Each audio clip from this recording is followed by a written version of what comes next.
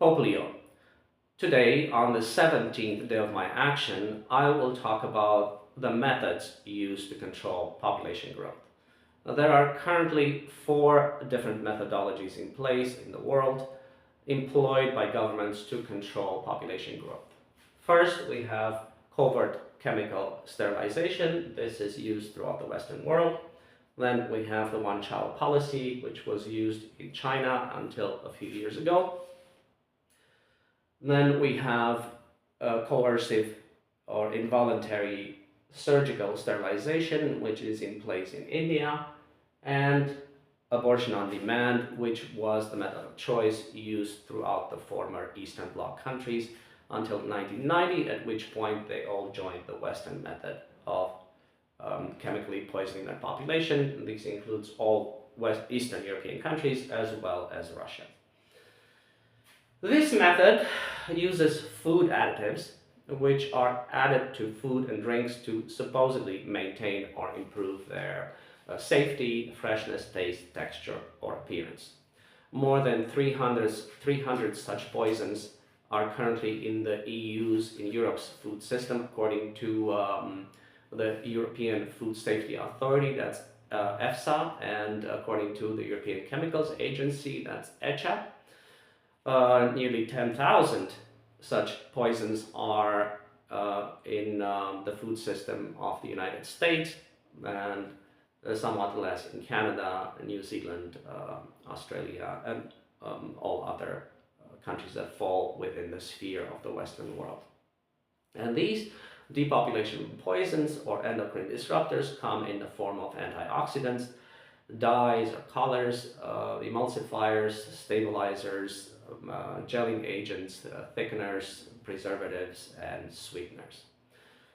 And this is the result of the Church's policy and of its encyclical Letter Humanae Vitae, which in paragraph 15 gives governments the permission to sterilize their people so long as they do it in the process of healing or preventing a disease. So that is why the program of population control throughout the Western world proceeds under the cover of public health and family planning. And due to the Church's stubbornness, its refusal to change this policy, we're now in a situation where 1/3 of all Westerners are sterile and 2/3 are subfertile. Some 70% suffer chronic diseases because this 7 decades long program of poisoning the population has caused cumulative damage that is worse from generation to generation. And now it has triggered an epidemic of non-communicable or chronic diseases. And it has lowered the genetic and intellectual endowment of the Western world. So Westerners now are really but a shadow of their former selves, entirely due to the Church's stubbornness, its refusal to change its policy with respect to birth control and abortion.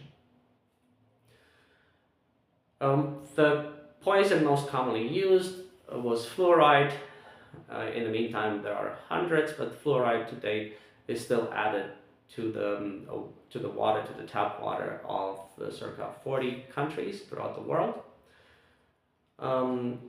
Prior to fluoride and prior even to the formation of the United Nations, by the way, countries such as France used absinthe, which is derived from the wormwood plant, to sterilize their people, which is why France was the first to lower their people's family size from 6 children down to about 3, simply by poisoning people with absinthe, with wormwood, which is known to be a potent sterilizer since Roman and Greek times. The one-child policy came in place after Mao Zedong used chemical sterilization methods for about 20 years and lowered the total fertility rate of the Chinese people from 6 to 3 children per woman, at which point they introduced the one-child policy. So they could say, okay, we have to lower from 3 to 1. Would have been much harder to say to people, let's lower it from 6 to 1. The Chinese government waited until the death of Mao Zedong to introduce this policy, probably also to preserve his legacy. As a result, now we have a huge imbalance between males and females in China, this being really the primary negative effect of this methodology. There are 30 million more male than females now in China because couples preferred to abort females and keep male fetuses. And this is creating huge social problems, and it makes it impossible for these 30 million men to find mates and form families and have children, unless they go abroad to find foreign wives, which is difficult because the vast majority of them are poor and they cannot afford such luxury. In India, the involuntary surgical sterilization has rendered some 80% of all women of fertile age infertile now, or sterile, due to these operations, due to tubal ligations. Very, very few surgical sterilizations are performed on males, so very few vasectomies. And I guess the primary negative of this method is that the onus of controlling population growth, the sacrifices fall entirely on the female population rather than the male population. Indira Gandhi tried to sterilize males, the poor males, back in the 60s when she was the president of India, and it ended up in a fiasco. It wasn't pretty. And the former communist method of using abortion on demand, the negative effect of that is that it devalued human life, the life of the unborn. The government forced basically people to abort by keeping wages low and apartments small, so that couples simply could not afford to raise more than 2 children, having neither the money nor the space for them. So each one of these methods is still in place to a certain extent. Each one is doing tremendous damage to the human population. The time has come to change, and to progress from these primitive methods of controlling population growth, we have to implement a population stabilization law, as I have stated, with 3 components: replacement level fertility, required assisted dying, and optimal population levels. In terms of fertility, people will be empowered to limit their own family size. Birth control methods will be provided or made available at very low cost so that everybody can afford them.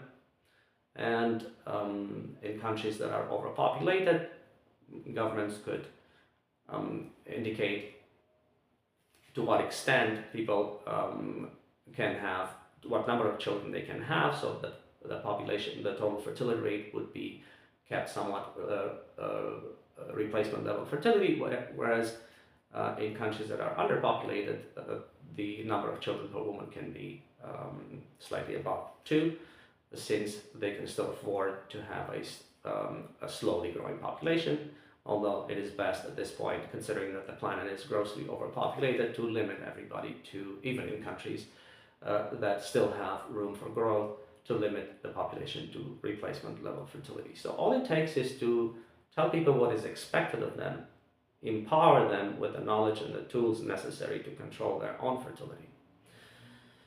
In terms of required assisted dying, this is more difficult, but this will kick in first in countries in developed nations, because they have now these inverted population pyramids that look like nuclear mushroom clouds and have the exact same a devastating effect on society, demographically, fiscally, economically, and so on. The only difference from a nuclear bomb exploding is that this is a slow-acting nuclear bomb, these inverted population pyramids. But they're just as devastating as a nuclear bomb.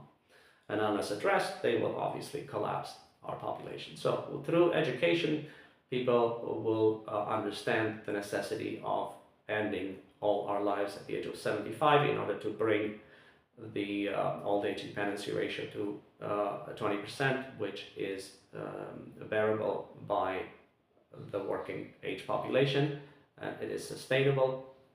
Otherwise, the pressures that are now placed on the working age population are so great that they simply cannot have children, and this is collapsing society entirely demographically.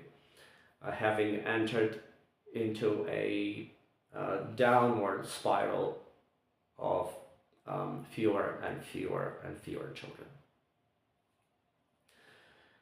Yes, I understand that required assisted dying RAD is difficult to accept, but we have no choice. And human beings are rational. Through education, everybody will get to understand, and if this is applied uniformly without exceptions, then no one can say that this is unfair, that some receive preferential treatment or benefit from privileges that are not afforded others. So this is key. RAD has to be universal without exception. And I suspect that you were chosen Pope because you're young. You are only 69, so you're 10 years older than I am. And therefore, if you lead the way and die by euthanasia, by required assisted dying at age 75, 6 years from now, you will set an example for everybody else, and no human being will be able to say that this is unfair, that only the poor are being asked to die at the age of 75, whereas the rich live longer, or powerful people in powerful position can live to the end of their natural lives. And optimal population levels, every government will have to play with a total fertility rate, adjust the total fertility rate and the required assisted dying, so that the population is lowered to an optimal number. Optimal being that every country can sustain their own people, can feed, house, educate, and so on, their own people without being dependent on resources from elsewhere, without being burdens on other nations, which would cause, obviously, trouble, conflict, and ultimately war. I have already buried 2 popes. They failed to act, and now the situation is more disastrous than ever before, and we have run out of time. Don't let me also bury you, Pope Leo. Because this responsibility falls squarely on your shoulders. The Church has assumed responsibility over the moral guidance of Christendom. The Church is the only organized religion with observer status at the United Nations since the inception of the United Nations. The time has come to create a new system. The United Nations doesn't have enforcement power, and it is tainted by 70 years of employing or encouraging these kinds of methods. So we need an entirely new system. We need a planetary well-being authority and a population stabilization law in place within the next year, at the latest within 2 years. Otherwise it will be too little too late, and we already see that the world is falling back into the cycle of poverty, famine, war, competition for resources, conflict, international conflict, war, and so on. The conflict that has brought us Caucasians, Europeans, onto every continent. We have displaced numerous other ethnicities, have caused numerous genocides throughout the world so that we can pretend that we are a superior race with a superior religion and a superior system. No, we are not. We are an inferior race, and morally speaking, and in terms of our system, which is rapacious and unsustainable. And we have always exported our population problems onto others, and we have sacrificed others so that we do not have to make sacrifices. That is no longer possible. China is powerful, India is powerful, Asia is now constitutes the vast majority of the population. So we can only lead the world now morally through our example. So be the moral example that the world needs at this time. I have already done the heavy lifting. All you have to do is follow in my footsteps. Thank you for your attention.